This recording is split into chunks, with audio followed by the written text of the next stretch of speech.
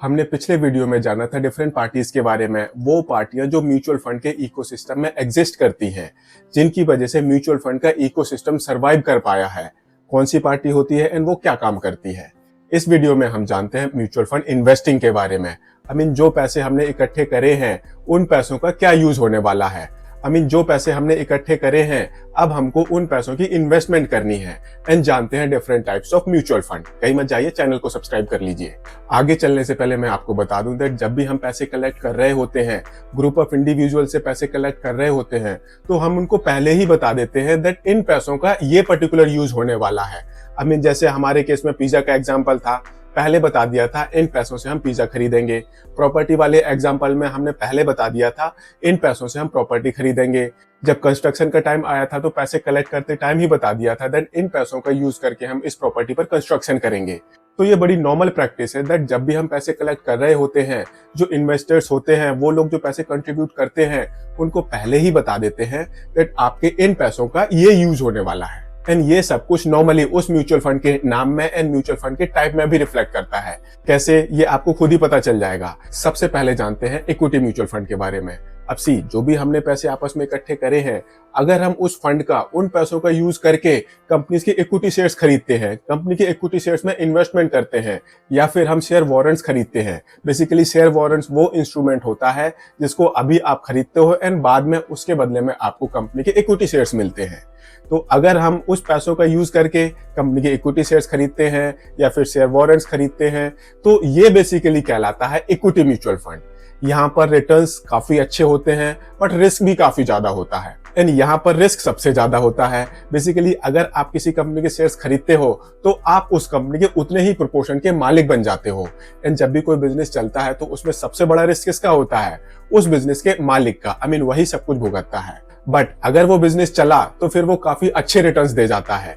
यही रीजन होता है दैट जो ये इक्विटी म्यूचुअल फंड्स होते हैं, यहाँ पर रिटर्न्स बहुत बढ़िया होते हैं बट रिस्क भी सबसे ज्यादा होता है। एंड अगर हम इन्वेस्टमेंट ड्यूरेशन की बात करें तो आज की डेट में इतनी कन्वीनियंस हो गई है दैट आप कभी भी अपनी म्यूचुअल फंड की होल्डिंग को बेचकर पैसे ले सकते हो। मोस्ट ऑफ द केसेस में कुछ एक एक्सेप्शंस होती हैं जहां पर आपके पैसे कुछ पर्टिकुलर टाइम पीरियड के लिए ब्लॉक हो जाते हैं। अगर हम पैसों का यूज करके कंपनीज के इक्विटी शेयर्स परचेज करते हैं, इक्विटी शेयर्स में इन्वेस्टमेंट करते हैं, तो इसको हम बोलते हैं इक्विटी म्यूचुअल फंड। अब इसकी बहुत सारी सब कैटेगरीज हो जाती हैं, वो हम आगे आने वाले वीडियोस में डिस्कस करेंगे। अभी हम मोटा मोटा डिस्कस करते हैं दैट जो ये different types of mutual funds होते हैं ये कौन कौन से होते हैं। इक्विटी फंड के बाद दूसरा फंड आता है डेट म्यूचुअल फंड। अगर जो हमने पैसे इकट्ठे करे थे उन पैसों का यूज करके हम किसी कंपनी को लोन दे रहे हैं, डिवेंचर्स परचेज कर रहे हैं, बेसिकली डेट इंस्ट्रूमेंट बाय कर रहे हैं, तो इनको हम बोलते हैं डेट म्यूचुअल फंड। अब यहाँ पर क्या होता है, अगर आप किसी को लोन देते हो तो आपको इंटरेस्ट मिलता है, आप बॉन्ड परचेज करते हो उस पर आपको इंटरेस्ट मिलता है। बेसिकली जो भी डेट नेचर की इन्वेस्टमेंट होती है उसके बदले में आपको इंटरेस्ट मिलता है। अब इस पर्टिकुलर टाइप्स ऑफ इन्वेस्टमेंट के भी बहुत सारे टाइप्स होते हैं, बट अगर आपने कॉमन फंड का यूज करके डेट इंस्ट्रूमेंट परचेज करे हैं तो ये बन जाएगा डेट म्यूचुअल फंड। एंड यहाँ पर रिटर्न्स लिमिटेड होते हैं एंड रिस्क भी लिमिटेड होता है। एंड ज्यादातर केसेस में यहाँ पर जो आपके पैसे हैं वो थोड़े बहुत टाइम पीरियड के लिए ब्लॉक हो जाते हैं। Equity mutual fund high risk high return, debt mutual fund low risk low return as compare to equity mutual fund. अब अगर हम इन दोनों को कंबाइन कर देते हैं तो फिर वो बन जाता है हाइब्रिड म्यूचुअल फंड।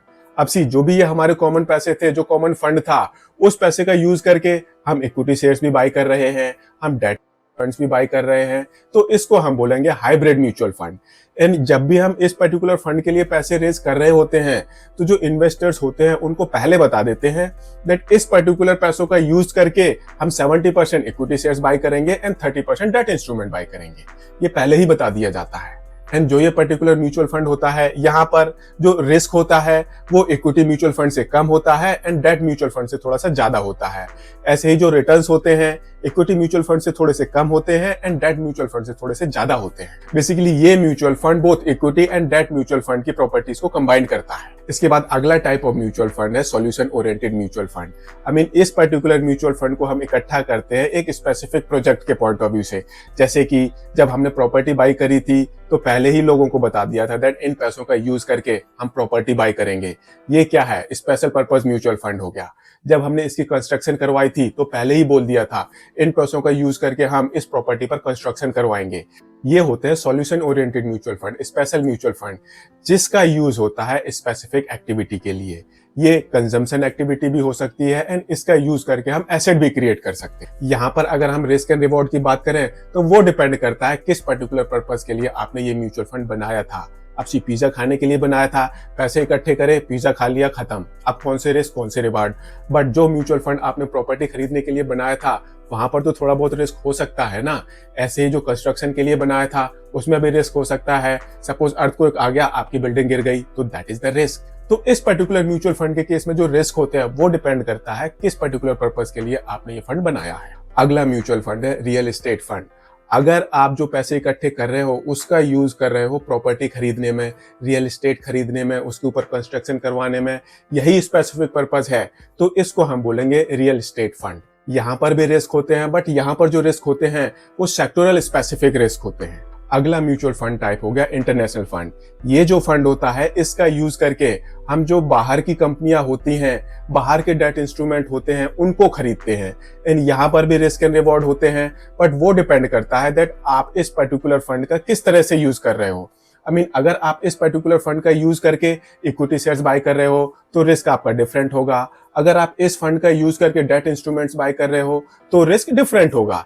ऐसे ही अगर आप इस फंड का यूज करके इक्विटी डेट दोनों बाय कर रहे हो तो रिस्क थोड़ा सा कम होगा as compare to equity and ज्यादा होगा as compare to debt. And country specific risk तो रहेगा ही रहेगा इस पर्टिकुलर केस में। ऐसे ही एक म्यूचुअल फंड होता है डायनेमिक एसेट एलोकेशन फंड। हमने हाइब्रिड म्यूचुअल फंड के बारे में जाना था, जहां पर हम इक्विटी भी परचेज करते हैं, डेट्स भी परचेज करते हैं। बट ये पर्टिकुलर कैटेगरी थोड़ी सी एडवांस होती है। यहाँ पर जो फंड मैनेजर होता है वो हमें पहले ही बता देता है दैट इस पर्टिकुलर केस में ऐसा कोई हार्ड एंड फास्ट रूल नहीं है दैट मैं 30-70 का रूल फॉलो करूंगा। वो मेरे ऊपर डिपेंड करेगा। अगर मुझे लगता है दैट फ्यूचर में इक्विटी ज्यादा बेटर करेगी तो मैं 100% इक्विटी में इन्वेस्ट कर सकता हूँ। बट अगर मुझे इक्विटी मार्केट में रिस्क नजर आएगा तो फिर मैं वहां से पैसे निकालकर डेट इंस्ट्रूमेंट्स में इन्वेस्ट कर सकता हूं। तो वो 30-70 भी हो सकता है, वो 100-0 भी हो सकता है, वो 0-100 भी हो सकता है, वो 50-50% भी हो सकता है, वो किसी भी प्रोपोर्शन में हो सकता है। इसको हम बोलते हैं डायनेमिक एसेट एलोकेशन फंड। ऐसे ही एक म्यूचुअल फंड होता है फंड ऑफ फंड्स। ये थोड़ा सा यूनिक हो गया। बेसिकली ये जो म्यूचुअल फंड होता है, यहाँ पर जो पैसे होते हैं इनका यूज करके हम जो दूसरे म्यूचुअल फंड्स होते हैं उनमें इन्वेस्ट करते हैं, उनके यूनिट्स परचेज करते हैं। तो ये जो फंड्स ऑफ फंड है, आज की डेट में बहुत सारे आपको इसके एग्जांपल मिल जाएंगे, बट ये डायरेक्टली ना तो इक्विटी परचेज करते हैं, ना ही डेट परचेज करते हैं, एंड ना ही कोई स्पेसिफिक पर्पस में यूज करते हैं। ये जो फंड्स होते हैं ये दूसरे म्यूचुअल फंड्स में इन्वेस्टमेंट करते हैं एंड इनको हम बोलते हैं fund of funds. Commodity fund, कुछ एक फंड होते हैं जिनका यूज करके हम कमोडिटीज परचेज करते हैं, जैसे कि ऑयल हो गया, गोल्ड हो गया, सिल्वर हो गया, या फिर हम इनके कॉन्ट्रैक्ट्स परचेज करते हैं।